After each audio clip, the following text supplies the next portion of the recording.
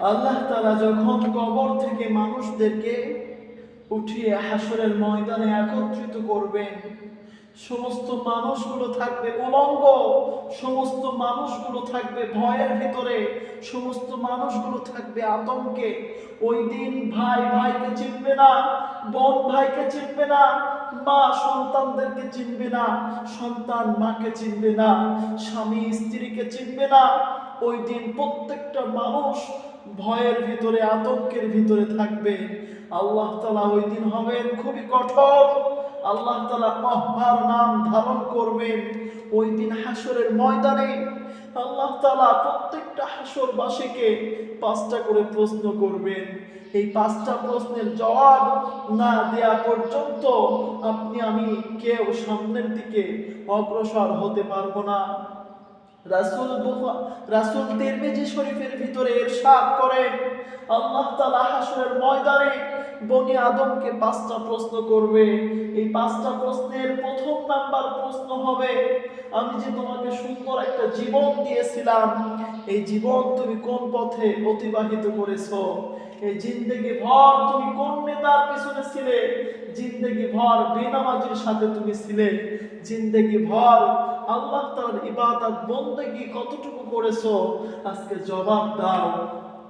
দ্বিতীয় নম্বর প্রশ্ন করা হবে যে তোমাকে আমি সুন্দর একটা যৌবন দিয়েছিলাম, এই যৌবনকালে গুনার কাজ অনেক মজা পেতে এবং সওয়াবের কাজও তুমি করতে পারতে।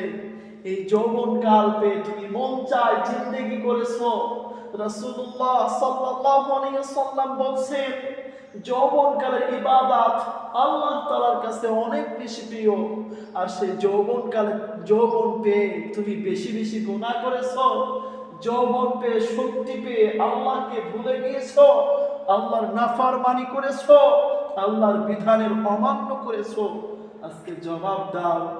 3 নম্বর প্রশ্ন করা হবে হাসরবাসীকে যে তুমি সম্পদ উপার্জন করেছো কিভাবে? আজকে জবাব দাও। কোন পথে সম্পদ উপার্জন করেছো? তোমার ভাইয়ের হক নষ্ট করে, তুমি সুদ খেয়ে, ঘুষ খেয়ে সম্পদ উপার্জন করেছো? কোন পথে তুমি তোমার সম্পদের পাহাড় বানিয়েছো? আজকে যদি কেউ মন্ত্রী, চেয়ারম্যান, মেম্বার, যদি কেউ একটু ক্ষমতা হাতে পায়, সে যেমনি সেমনি টাকার পাহাড় করে ফেলায়।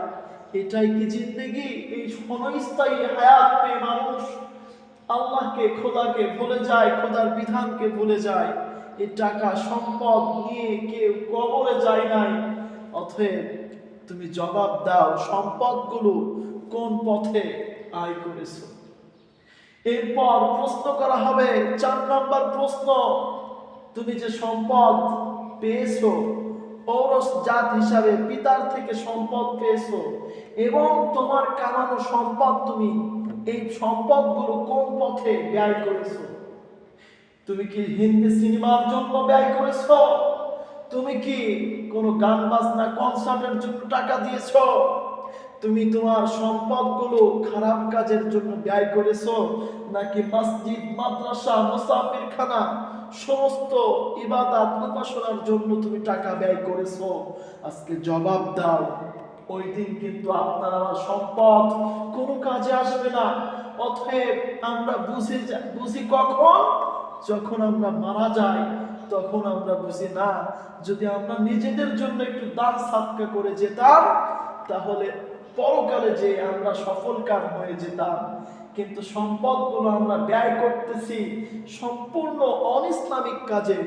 এরপর লাস্ট প্রশ্ন করা হবে 5 নাম্বার, যে তোমাকে যে জ্ঞান, বুদ্ধি, বিচক্ষণতা দিয়ে আমি সৃষ্টি করেছিলাম, এই জ্ঞান অনুযায়ী তুমি কতটা আমল করেছো? জবাব দাও।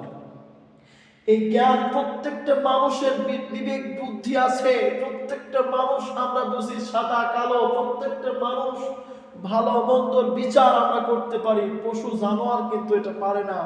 অতএব আপনি আমি যে জ্ঞান, বিবেক, বুদ্ধি দিয়েছেন, আমরা আমাদের সংসার, পরিবার অন্যান্য খরচ, কিভাবে জীবনে উন্নতি করতে হবে, কিভাবে জীবনে টাকা পয়সা ইনকাম করতে হবে, আমরা এটা ভালো বুঝি। কিন্তু আমাদের যে আমল করতে হবে, আমাদের যে ইসলামের বিধান অনুযায়ী চলতে হবে, এটা আমাদের জ্ঞানের ভিতরে আসে না। ওই দিন কিয়ামতের ময়দানে এই 5টা প্রশ্নের জবাব যদি আপনি না দিতে পারেন, তাহলে আপনি কিন্তু হবেন ক্ষতিগ্রস্ত। ওই দিন সন্তান বাবাকে চিনবে না, ভাই ভাইকে চিনবে না। কোরআনের ভাষায় ওই দিন বলবে, ভাই বলবে ইয়াউমা ইয়াফিরুল মারউ মিন আখি, ভাই ভাইকে দেখে পলায়ন করবে। ওয়া উম্মিহি ওয়া আবিহি, সন্তান মাকে দেখে পলায়ন করবে, মায়ের কাছে আসবে না। ওয়াসাহিবাতিহি ওয়া বানি, নিজ আপন সন্তান সন্তানাদি আওলাদ এবং নিজ বংশধরদের দেখে মানুষ পলায়ন করবে। আগে নিজে বাঁচি, এরপরে অন্য বিষয়। অতএব আমরা বুঝে আসি, দুনিয়ার এই ছোট্ট হায়াত পেয়ে আখিরাতের লং টাইম শান্তি, আখিরাতের বিশাল শান্তিকে আমরা যেন না নষ্ট করি। আল্লাহ তাআলা আমাদের প্রত্যেককে কোরআন হাদিস অনুযায়ী চলার তৌফিক দিন। আমিন।